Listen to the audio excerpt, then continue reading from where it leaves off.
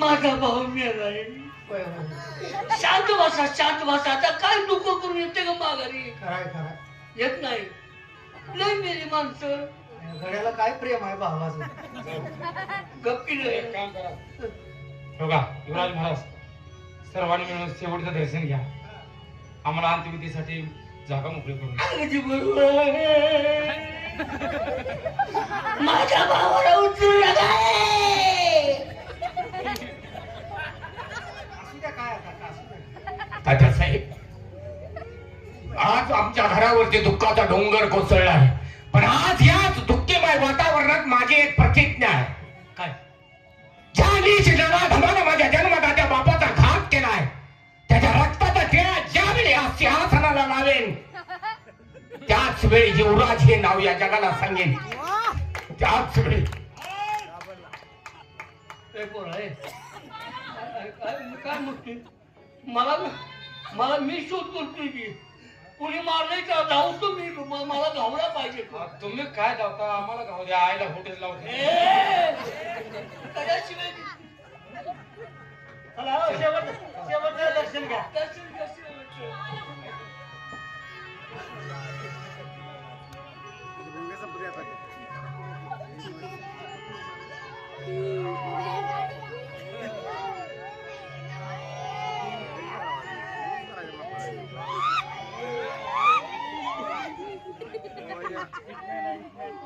हा ती दगडात मुजवतेली त्यांच्या नादात. काय बोलायचे आम्हाला बोल, त्यात काय सुद्धा ठेवायचं नाही. टाळ्या मगाशी कुणी कुणी वाजवल्या मी लक्षात ठेवलंय.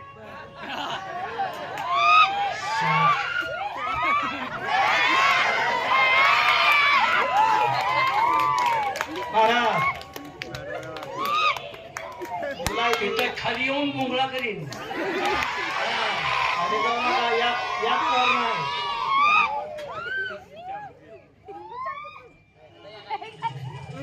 ताबडतोब त्याची विल्हेवाट लावा. जास्त वेळ दरबारात ठेवू नका. धन देऊ का? धन द्या. आयला माता दळण नेले काय हे सगळं डालता येईल नको. जळण एक पैसा देखील खर्च करायचा नाही याच्या प्रेताला. म्हणजे मी सांगतोय तशी अंतरिकी झाली पाहिजे. कशी?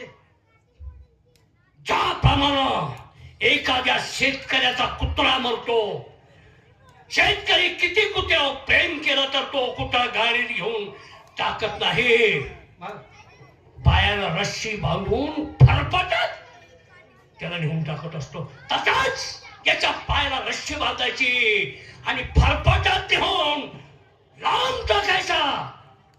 अशी अंत्यविधी झाली पाहिजे. तुला काय करायचं? तू कशाला म्हणतो गाडी घ्या नाही पाहिजे? काय गरज आहे का तुला बोलायची?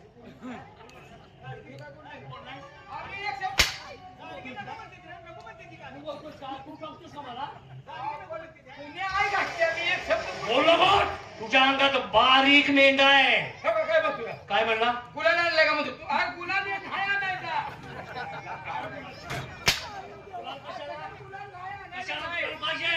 अगरबत्ती आणले.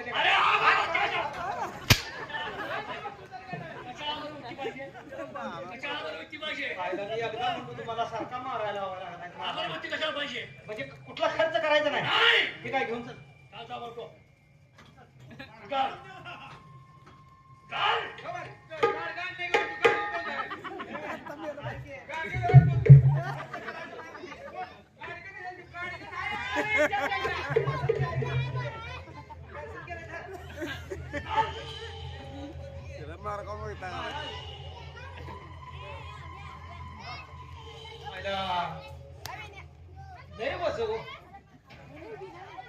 वजन आहे. एक काम करूया. काय प्रेताची शेटूक आल्या का? शेवटी मोठा आहे वजन आहे हो. दोघाला जाईल का म्हणलं? अरे ती तसं नाही. आपण त्याच्यावर हात कवत नाही. ती भावानं उपसायला लागते.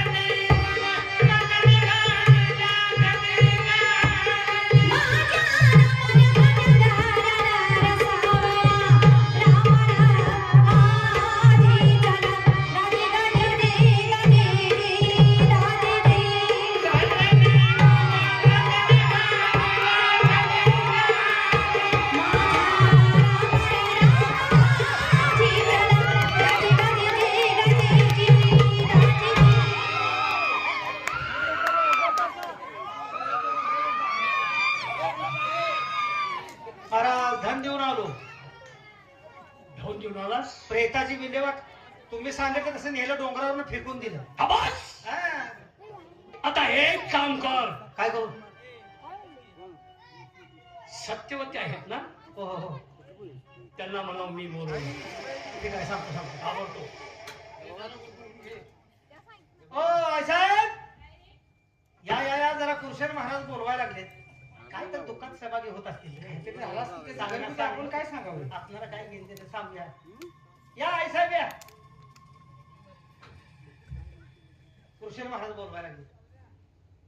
भाऊजीने बोलवलं. हो हो.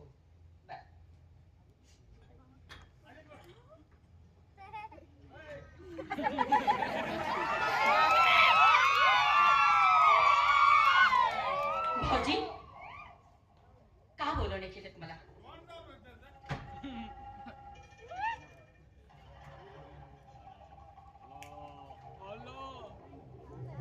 का बोलवलं?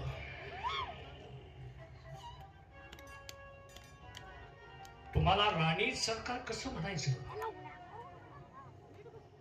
नवरा नाही. वहिनी साहेब कसं म्हणायचं? माझा भाऊ नाही. कोणतं नातं? हा सत्यवती. भाऊजी डोकं फिरलं काय तुमचं? का सुजित आहात का तुम्ही? काय झालं? मला वहिनी म्हणता म्हणता तुम्ही सत्यवती म्हणता. काय बिघडलं? काय बिघडलं माझं? वहिनी म्हणायला आता भाऊ नाही, मेला. भाव असू द्या अगर नसू द्या त्याचा फरक पडत नाही. मा- नातं कशाला जोडलं आहे? अरे हो, मला माफ करा. मी भावनेच्या आधी बोललो. माझा भाऊ मेला. तुम्हाला दुःख कमी करावं यासाठी मी तुम्हाला बोलावून घेतलं. दुःख विसरून टाका. भाऊजी भाऊजी ह्या दरबार मध्ये कसा अंधार पडलेला आहे. काय करावं काय कळतच नाही. राजगादीकडे बघताना कसा अंत करणं भरून येत आहे. धनी तर दुनिया नाही तर चाली वाटा असणे आहे. भाऊजी काय काय घडलंय? परमेश्वरा महाराज गेले. आम्हाला पोरखे करून गेले. आम्हाला कोणाचा देखील आधार नाही. भाऊजी आता तुम्हीच आम्हाला आधार देणार. आता तुमच्या शिवाय कोणी नाही. माझी 2 मुलं आणि मी. आता तुमचे शूट आम्हाला कोणी चुकल नाही. होय, त्यासाठीच मी तुम्हाला बोलवलंय. त्याच्या पाठीमागं कोण तुम्हाला आहे? मुलं माझे आहेत, मी त्याचा आहे. तुम्हाला मी आहे, काळजी करायची नाही. भाऊजी मग मी म्हटलंच ना तुमचाच आधार आहे. आम्हाला आता कोणीच नाही. महाराज निघून गेले. माझे 2 मुलं लहान आहेत. अजून त्यांनी काही समजत नाही. ठीक आहे, हे सगळं तुम्ही म्हणताय ते बरोबर आहे. पण मी आजपर्यंत ना घर का ना घाट का, मला काय किंमत आहे? माझ्या हातात काय आहे? भाऊजी हं? वेड्यासारखं काय बोलता? हे सगळं आपलंच आहे. कोणाचं दुसऱ्याच आहे का? असं बोलू नका. महाराज वारून अजून 2 दिवस सुद्धा झाले नाही. याच्यावर आपण निर्णय करणार आहोत. असं वाईट मंगाळ बोलून घेऊ नका. आणि स्वतःला का कमी लेखून घेता? असं कधीच बोलू नका. सत्यवते, तुम्हाला काय म्हणायचं आहे त्याच्याबद्दल मला बोलून घेतले ते बोला. हा तेच होतो मी. मला हरभऱ्याच्या झाडावर चढवू नका. तुमच्याशिवाय कोण आहे रामकोण सगळं तुमचा डाव ओळखून आहे मी. मला काहीतरी भक्कम पुरावा पाहिजे मी या दरबारचा कोणतरी आहे म्हणून. त्यासाठी मला राज्याचा दस्तऐवज आणि तिजोरीच्या चाव्या माझ्या ताब्यात द्यायच्या. भाऊजी दस्तऐवज आणि तिजोरीच्याच आहे. तुमच्या कशी काय आणि माझ्या कशी काय वेगळे आहेत का? भाऊजी महाराज वारून 2च दिवस झाले. मी तुम्हाला मगापासून सांगते आहे, थोडासा धीर घ्या. हे काय आहे ते आपलंच आहे सगळं. मग ठीक आहे, मला नको दस्तावेज नको राज्याचा, तिजोरीच्या चाव्या देखील नको तू माझ्या हातची. तुमच्या पशीच राहू दे ते. सत्यवती, हा देह तरी माझ्या ताब्यात येईल ना? बस कर. मगापासून मी ऐकते, तुझ्या बोलण्याचा अर्थ मला समजत होता, पण त्याच्यावर सुद्धा मी कामरून टाकत होते, पण तू भलतच बोलायला लागलास. अरे तुझ्या डोळ्यावरचे पडदे जरा बाजूला सार आणि आमच्याकडे चांगल्या नजरेने पहा. आम्ही कोण आहे ते तुला दिसेल. अरे भाऊज म्हणजे एक आई समान असते. भाऊजा संग कसं बोलायचं असतं हे तर समजतं. नालायक माणसा, लगेच नाते होते विसरतोस. दारू तर पिऊन आला नाहीस? दारू प्यायला सुरुवात करणार आहे अजून. सत्यवती, मी चांगल्या बोलानं सांगतोय, आता भिण्यासारखं काही कारण नाही. माझा भाऊ मेला. आता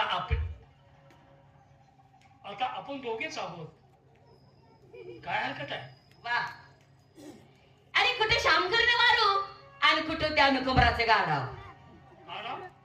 अरे या राजकुलामध्ये जन्म घेतला. अरे ते कसे आणि तू कसा? अरे काय, अरे ते किती गुणीवंत आणि तू या राजकुलामध्ये जन्म घेऊन बोकडाची औलाद आहेस.